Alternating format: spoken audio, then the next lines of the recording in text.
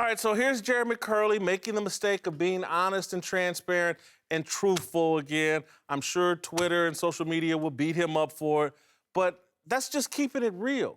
There are a lot of guys in NFL locker rooms that don't want to talk about social issues. They just want to learn their playbook, try to win a game, go home with their wife, go home, go out with their boys, hit the strip club. They don't want to deal with Kaepernick's baggage.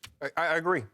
I'm with you on that, 100%. That's what I've been saying when I'm saying the narrative is no longer in his hands. It's to a point now where once upon a time he could have walked into a locker room and said, this is how I feel. This is what's going on. He could have held the press conference and said, I'm not going to do this anymore, or I am going to do it, and it would have moved on. Now, if something happens in middle America, in a big city, it's something with a cop and a citizen, you're going to have to answer the question, do you think Cap's going to protest?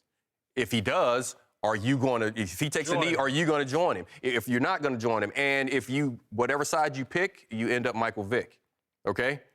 There it is. You're not going to please everybody. Well, and that's true. Look, one thing is you think about it, the black quarterback hasn't been playing that position very long in the National Football League. Now, he's a black quarterback playing that position. We know how they feel about it. Not very long. You know James Harris? Yes, but think about it. All right, let's go back when did football start? Not in the 70s. I know. Yeah, so we go back to the 70s. The thing is that him being a black quarterback and doing what he did, taking a knee, and for me, I didn't care either way because I feel like when you go to sporting events, you go there to have a good time. You don't go there to see a protest. You don't want to see people outside with banners walking around protest. I'm here to watch sports. I don't want to hear this nonsense. And I really believe that is why. Look, Eric, I can tell you, for sure, you've had teammates you don't like, but you still play hard with them. You still play for them. I had offensive linemen. I didn't like them at all. But you know what? When they blocked, they knocked. I'm gonna run through the holes. I'm gonna come pat them on the back. I heard what you said, and maybe I didn't understand it clearly enough earlier this week. But you are right that he's unable to control any of this narrative. Part of this, that's the flaw in Kaepernick, that he's not really built for this type of protest. It's not that he doesn't have the intellectual capability. He's just not a big enough alpha to stand up in the locker room and go, look, I will answer on Mondays. I will answer any social questions. Don't ask anybody else. Every other day of the week, we're only talking football. It's too late. Too late. It's never too late. But he's not willing. Even if somebody suggests, hey, maybe you should cut your hair and change some perception. No, that it becomes everybody else's problem. I'm not saying it's any one issue.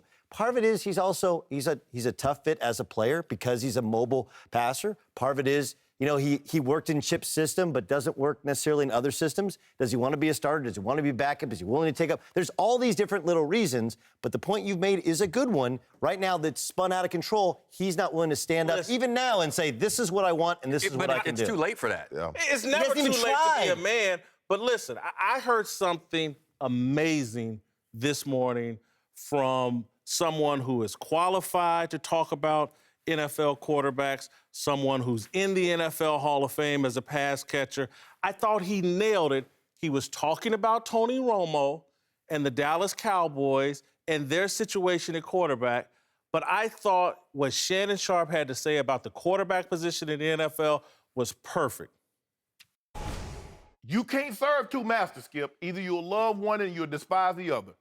You can't say I want to be a pro football player, a quarterback for the National Football League, but in the same breath you're going to try and qualify for the U.S. Open. This got to be quarterback. It must be all-consuming. Tony's around. Oh, he's eating Cheetos and cheeses with the kids. He's hog-nobbing in the backyard with the kids in the pool. Tom Brady's watching film. Tom Brady is in the gym getting ready. Peyton Manning was getting ready because they wanted to be great, Skip.